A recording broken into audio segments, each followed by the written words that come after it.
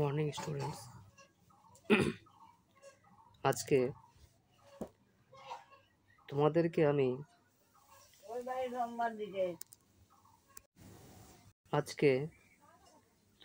আমি মাধ্যমিকের ক্লাস 10-এর ইতিহাস বিষয় সম্পর্কে আলোচনা করব। দেখো, মাধ্যমিকের যে ইতিহাস, সেই ইতিহাস পুরোপুরিটাই আধুনিক ভারতবর্ষের ইতিহাস। আমরা যদি ভারতবর্ষের ইতিহাসকে ভাগ করি তাহলে 3টি ভাগে ভাগ করতে পারি।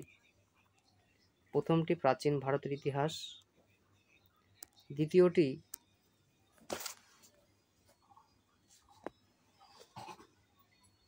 মধ্যযুগের ইতিহাস এবং তৃতীয়টি আধুনিক ভারতের ইতিহাস। এই আধুনিক ভারতের ইতিহাস শেষ সময়কাল ঔরঙ্গজেবের মৃত্যুর পরবর্তী কাল থেকে, তোমরা ক্লাস 8-এ পড়েছ, 1947 ভারত স্বাধীনতা কাল পর্যন্ত বা তার কিছু পরবর্তী কাল। এই আধুনিক ভারতের ইতিহাসে যে উত্থান পতন, যে সাংস্কৃতিক আন্দোলন, যে বিদ্রোহ প্রতিরোধ, সংঘবদ্ধতা এবং ব্রিটিশ সরকারের বিরুদ্ধে ভারতীয়দের সংঘবদ্ধভাবে আন্দোলন পর্যালোচনা করা, এর সাথে সাথে কংগ্রেসের আন্দোলনের পাশাপাশি বামপন্থীদের আন্দোলন সম্পর্কেও এই বইতে তোমরা আলোচনা পাবে।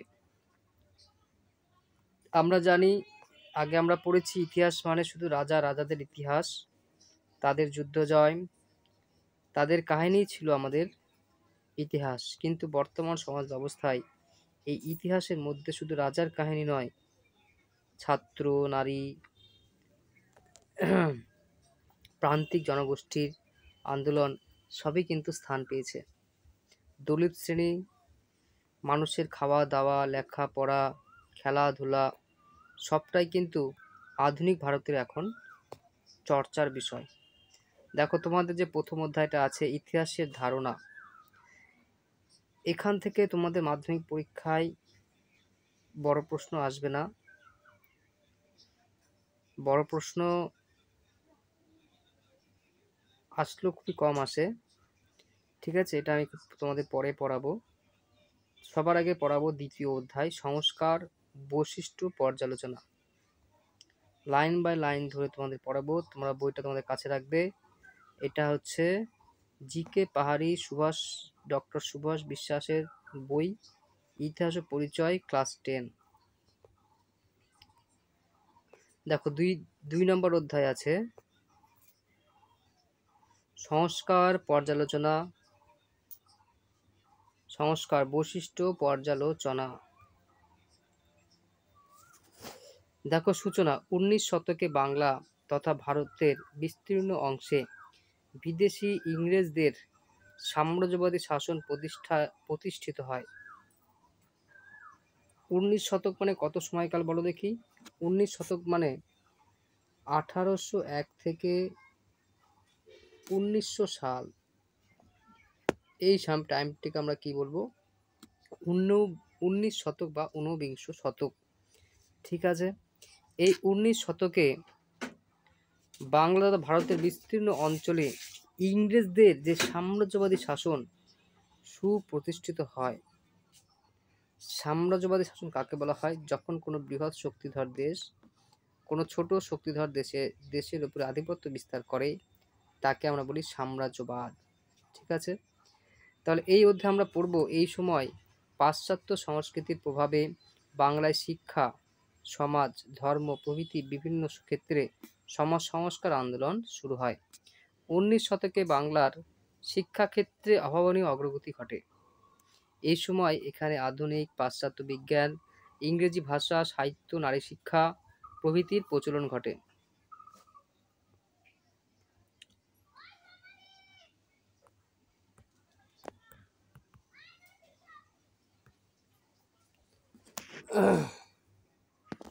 দেখো এখানে বলার বিষয় যেটা, যখন ব্রিটিশ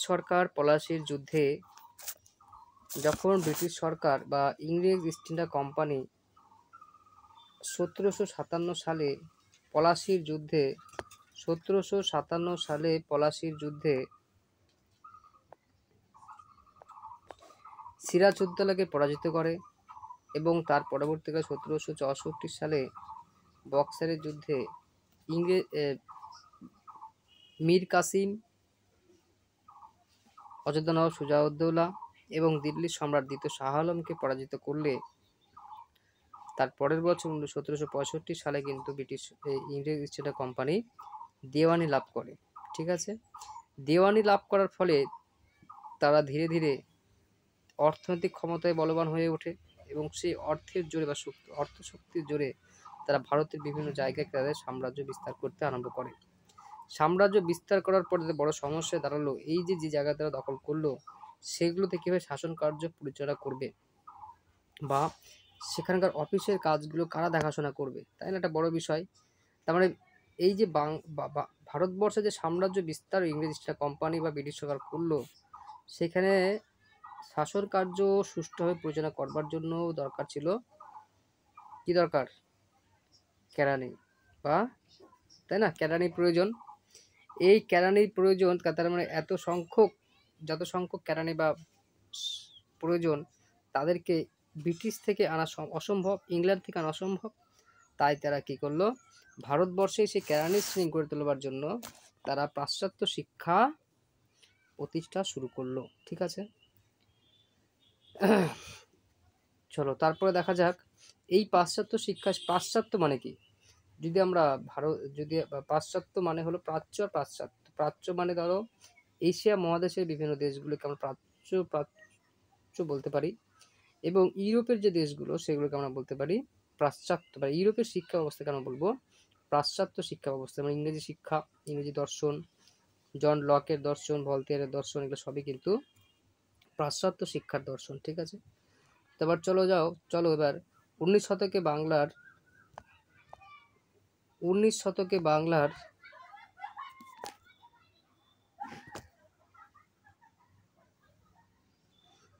শতকে বাংলা সাময়িক পত্র, সংবাদপত্র, সাহিত্যে সমাজের প্রতিফলন।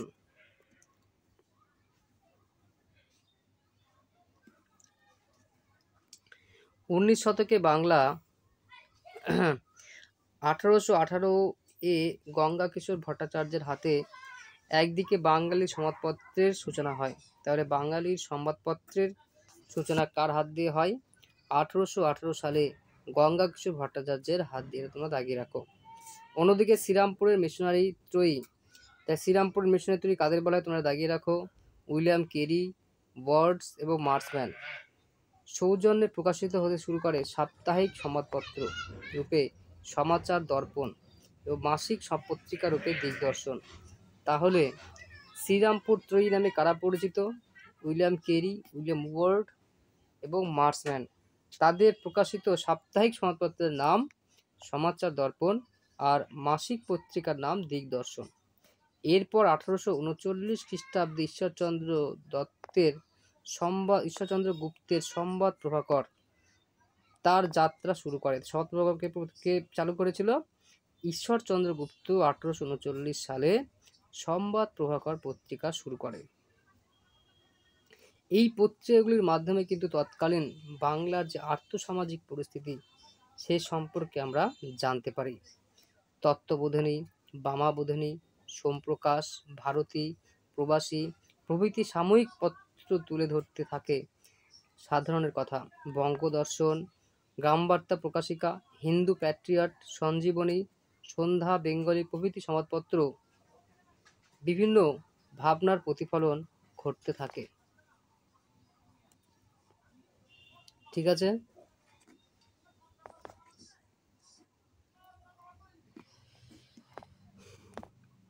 এছাড়া ধর প্রকাশিত হয়, এছাড়া এই সংবাদপত্র প্রকাশনের গুরুত্বপূর্ণ ভূমিকা কারা পালন করে? কালীপ্রসন্ন সিংহ, দীনবন্ধু মিত্র, বঙ্কিম চট্টোপাধ্যায়, প্যারীচাঁদ মিত্র, নবীনচন্দ্র সেন প্রমুখ রচিত সাহিত্য একদিকে যেমন জাতীয়তাবাদের অঙ্কুরোদ্গম ঘটায়, অন্যদিকে সেই সময় সমাজের আয়নাস্বরূপ হয়ে ওঠে। জাতীয়তাবাদ মানে কি? দেশের প্রতি যে আমাদের কি বলা যায়, ভালোবাসা বা প্রেম, দেশপ্রেম, এটিকে আমরা কি বলবো? জাতীয়তাবাদ। এই জাতীয়তাবাদের শুরু, অঙ্কুরোদ্গম, অঙ্কুর মানে যা শুরু হয় বা জন্ম হয় কোথা থেকে, কাদের মধ্যে থেকে? এই যে বিভিন্ন সাহিত্যিকদের রচনা থেকে কিন্তু আমাদের গ্রাম বাংলা বা ভারতের মানুষের মধ্যে জাতীয়তাবাদের জন্ম হয়। এবং সেই সঙ্গে এই সমাজতত্ত্বকে পাঠ করলে আমরা সেই সমাজের আয়নাস্বরূপ মানে এই সেই সময়কালের যে বিভিন্ন প্রথা, কুপ্রথা, মানুষের দারিদ্রতা অবস্থা সব কিছু সম্পর্কে আমরা জানতে পারবো। দেখো, প্রথম যে সাময়িক পত্র সেটা হলো বামাবোধিনী। 19 শতকে বাংলা ভাষায় প্রকাশিত যেসব সাময়িক পত্রে তৎকালীন সমাজের প্রতিফলন ঘটেছে সেগুলির মধ্যে উল্লেখযোগ্য হলো বামাবোধিনী পত্রিকা। এখানে দাগিয়ে রাখো, এটি একটি মাসিক পত্রিকা। পরীক্ষায় তোমাদের প্রশ্ন আসবে, বামাবোধিনী পত্রিকা কেমন পত্রিকা? এটি একটি মাসিক পত্রিকা। ব্রাহ্ম আন্দোলন নেতা কেশবচন্দ্র সেনের অনুগামী উমেশচন্দ্র দত্ত কয়েকজন তরুণ ব্রাহ্মকে নিয়ে 1863 খ্রিস্টাব্দে বামাবোধিনী সভা প্রতিষ্ঠা করে। এখানে বলেছে ব্রাহ্মণ বলেনি, হ্যাঁ? ব্রাহ্ম কাদের বলা হতো? রাজা রামমোহন রায় প্রতিষ্ঠা করেছিল ব্রাহ্ম সমাজ, ঠিক আছে? সেই ব্রাহ্ম সমাজের সদস্যদের বলা হতো ব্রাহ্ম, ঠিক আছে? রাজা রামমোহন রায়ের পরে দেবেন্দ্রনাথ ঠাকুর এবং তার পরবর্তীকালে কেশবচন্দ্র সেন কিন্তু ব্রাহ্ম সমাজ আন্দোলনের দায়িত্বভার গ্রহণ করেছিল। এখানে তোমাদের ইম্পর্টেন্ট স্টার দিয়ে রাখো যে বামাবোধিনী পত্রিকা কবে প্রতিষ্ঠিত হয়? 1863 সালে বামাবোধিনী সভা প্রতিষ্ঠিত হয়, ঠিক আছে? এবং এই সালেই কিন্তু 1863 সালে আগস্ট মাসে কিন্তু উমেশচন্দ্রের সম্পাদনায় বামাবোধিনী পত্রিকা প্রকাশিত হয়। এই পত্রিকার নাম বামা কেন? কারণ এই সভার উদ্দেশ্য ছিল সামাজিক কুসংস্কার বিরোধিতা করা, বাঙালি বামা অর্থাৎ নারীদের মধ্যে শিক্ষার প্রসার ঘটানো, নারী সচেতনতা বৃদ্ধি করে তাদের অধিকার ও মর্যাদা আদায়ের যোগ্য করে তোলা, নারীদের মনের কথা তুলে ধরা। এই সবটাই তার মানে নারী কেন্দ্রিক বা নারীদের দুঃখ দুর্দশা, তাদের মনের কথা এবং তাদের মর্যাদা আদায়ের করার কথা কিন্তু বামাবোধিনী পত্রিকায় বলা হয়, ঠিক আছে? পত্রিকার প্রথম সংখ্যায় লেখা হয়, কি লেখা হয়? যে বামাবোধিনীতে ভাষাজ্ঞান, ভূগোল, ইতিহাস, জীবনচরিত, বিজ্ঞান, স্বাস্থ্যরক্ষা, নীতি ও ধর্ম, দেশাচার, পদ্য, গৃহ চিকিৎসা, শিশু পালন, শিল্পকর্ম, গৃহকার্য, অদ্ভুত বিবরণ কিন্তু এই বামাবোধিনী পত্রিকায় প্রকাশিত হয়। এরপরে দেখো কি বলছে,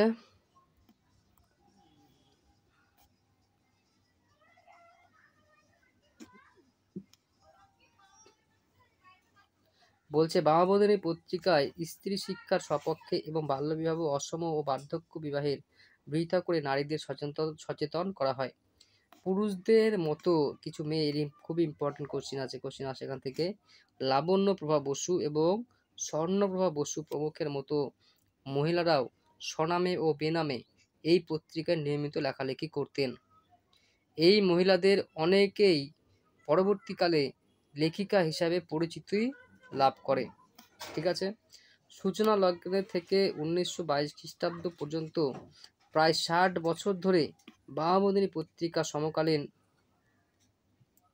বাংলা নারীদের অবস্থা সম্পর্কে জানবার এক গুরুত্বপূর্ণ দলিল, বুঝতে পারলে? তার মানে একবারে সূচনা লগ্ন থেকে মানে ইতিহাসে ভারতবর্ষের ইতিহাস সূচনা লগ্ন থেকে 1922 সাল পর্যন্ত, সূচনা লগ্ন মানে যখন থেকে তোমাদের বামাবোধিনী পত্রিকা প্রকাশিত হয়, মানে 19 কত সালে বলো? 1863 সালে, তাই তো? তবে থেকে 1922 খ্রিস্টাব্দ পর্যন্ত 60 বছর বামাবোধিনী পত্রিকার জীবন এখান থেকে জানতে পারি। পরবর্তী পত্রিকা দেখো,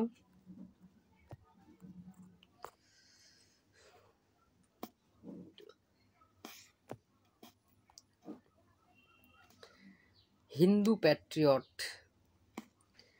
19 শতকে বাংলা ভাষায় প্রকাশিত যেসব সংবাদপত্রে তৎকালীন সমাজের প্রতিফলন ঘটেছে সেগুলির মধ্যে উল্লেখযোগ্য হলো হিন্দু প্যাট্রিয়ট পত্রিকা। 1853 খ্রিস্টাব্দে 6 জানুয়ারি, এটা দাগের স্টার দিয়ে রাখো তোমরা, 1853 খ্রিস্টাব্দে 6 জানুয়ারি এই পত্রিকার প্রথম সংখ্যাটি প্রকাশিত হয়। প্রথমে সাপ্তাহিক হিসেবে শুরু হলেও 1892 খ্রিস্টাব্দে দৈনিক পত্রিকায় পরিণত হয়। পরীক্ষায় তোমাদের প্রশ্ন আসবে মাধ্যমিকে যে হিন্দু প্যাট্রিয়ট পত্রিকা কবে দৈনিক পত্রিকায় পরিণত হয়? 1892 সালে। পত্রিকাটির প্রথম, দ্বিতীয়, তৃতীয় স্বত্বাধিকারী ছিলেন কারা কারা ছিলেন? প্রথম স্বত্বাধিকারী কারা ছিলেন? প্রথম স্বত্বাধিকারী ছিলেন মধুসূদন রায়, দত্ত না কিন্তু, রায়। দ্বিতীয় স্বত্বাধিকারী ছিলেন গিরিশচন্দ্র ঘোষ। তৃতীয় স্বত্বাধিকারী ছিলেন হরিশচন্দ্র মুখোপাধ্যায়। কালীপ্রসন্ন সিংহ, ঈশ্বরচন্দ্র বিদ্যাসাগর প্রমুখ এই পত্রিকার মালিকদের মধ্যে অন্যতম ছিলেন। তোমাদের ঠিক ভুল কিন্তু প্রশ্ন দিয়ে দেয়, হয়তো দিয়ে দিল হিন্দু প্যাট্রিয়ট পত্রিকার সঙ্গে যুক্ত ছিলেন কালীপ্রসন্ন সিংহ, ঠিক না ভুল? তাই না? তাই অবশ্যই ঠিক হবে। পত্রিকার প্রথম সম্পাদক ছিলেন গিরিশচন্দ্র ঘোষ এবং পত্রিকার নামকরণ করেন। পত্রিকার প্রথম সম্পাদক স্টারদের রাখো কি নাম? গিরিশচন্দ্র ঘোষ। এই পত্রিকার নামকরণ করেন গিরিশচন্দ্রের পর হরিশচন্দ্র মুখোপাধ্যায় সম্পাদনাকালে পত্রিকাটির জনপ্রিয়তা বিপুল বৃদ্ধি পায়।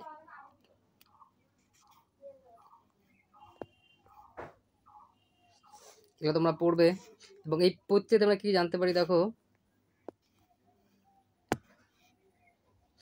হরিশচন্দ্র মুখোপাধ্যায় তার হিন্দু প্যাট্রিয়ট পত্রিকায় প্রথম থেকে সমকালীন বাংলার সামাজিক শোষণ, সাধারণ মানুষের উপর সরকার ও পুলিশের অত্যাচার, বাংলা ও নীল চাষীদের ওপর নীলকর সাহেবদের অত্যাচার ও বাংলার চাল ও অন্যান্য নিত্য প্রয়োজনীয় পণ্য রপ্তানি করে মদ আমদানি, পুরুষদের বহুবিবাহ, এই সব কিছু কিন্তু আমরা হিন্দু প্যাট্রিয়ট পত্রিকা পড়লে জানতে পারি। সমাজের উচ্চবিত্ত বাঙালি এমনকি ইউরোপীয়রাও এই পত্রিকা থেকে দারিদ্র শ্রেণীর ওপর তীব্র শোষণ অত্যাচারের কাহিনী জানতে পারে। হরিশচন্দ্র ভারতের সাম্রাজ্যবাদী শাসক, খ্রিস্টাব্দে রাখো এটা, লর্ড ডালহৌসির কোন শাসকের সম্পর্ক হরিশচন্দ্র মুখোপাধ্যায় তার হিন্দু প্যাট্রিয়ট পত্রিকা সমালোচনা করেছেন? সেটি হবে লর্ড ডালহৌসি।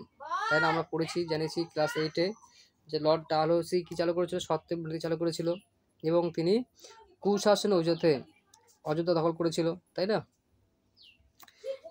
এর পরিসরে বিদ্যাসাগরের বিধবা বিবাহের প্রবর্তন করলে হরিশচন্দ্র মুখোপাধ্যায় পত্রিকার মাধ্যমে বিধবা বিবাহ সমর্থন করেন। স্টার দিয়ে রাখো। নারী শিক্ষাকে সমর্থন করে পত্রিকা চালানো হয়।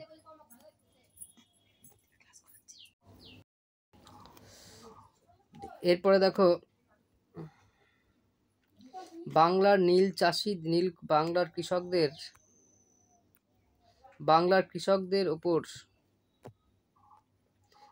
কৃষকদের উপর নীলকর সাহেবদের অত্যাচারের বিরুদ্ধে 1854 খ্রিস্টাব্দে থেকে কলম ধরেন। এটা খুব ইম্পর্টেন্ট কোশ্চেন, তাদের পরীক্ষা আসে যে কোন পত্রিকায় তাহলে নীলকর সাহেবদের অত্যাচার কথা তুলে ধরা হয়? হরিশচন্দ্র মুখোপাধ্যায়ের হিন্দু প্যাট্রিয়ট পত্রিকায়। কত সাল থেকে? 1854 সাল থেকে।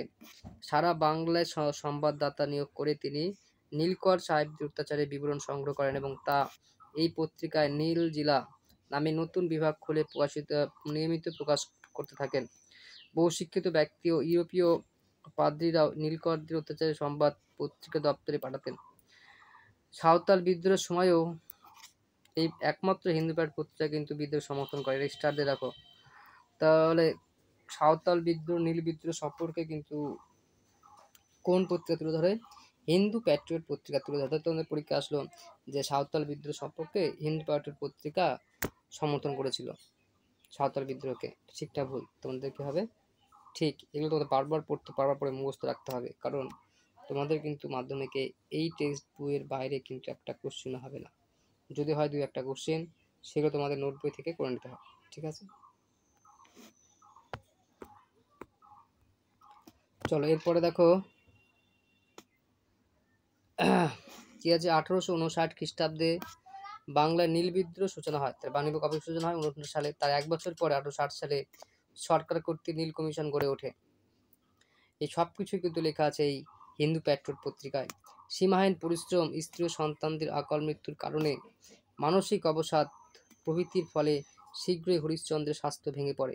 ঠিক আছে, এই সীমাহীন পরিশ্রম, লেখালেখি বা সংবাদ প্রকাশনা সব কিছু কাজ করতে গিয়ে তার সীমাহীন পরিশ্রম, স্ত্রী সন্তানের অকাল মৃত্যু বা অসময়ে মৃত্যু হওয়ার ফলে কিন্তু মানসিক অবসাদে পড়ে যান হরিশ্চন্দ্র মুখোপাধ্যায় এবং তার স্বাস্থ্য ভেঙে পড়ে।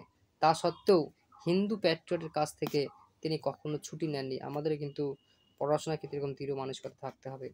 হরিশ্চন্দ্রের পর 1862 খ্রিস্টাব্দে কৃষ্ণদাস পাল পত্রিকাটির সম্পাদক হন। এটা খুবই ইম্পর্টেন্ট, এবার মাধ্যমিকে এসেছিল কোশ্চেনটা, যে হরিশ্চন্দ্র পরে কে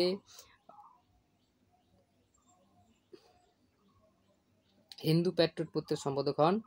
কি হবে বলো? কৃষ্ণদাস পাল। এটি 1892 খ্রিস্টাব্দে দৈনিক পত্রিকায় রূপান্তরিত হয়। ইম্পর্টেন্ট। ঠিক আছে, আজকে এই পর্যন্তই। বাকিটা পরবর্তী ক্লাসে আমি পড়াবো। যদি তোমাদের ক্লাস ভালো লাগে অবশ্যই লাইক করবে, যদি আরও ক্লাস চাও অবশ্যই কমেন্ট করবে। আজকে এখানেই।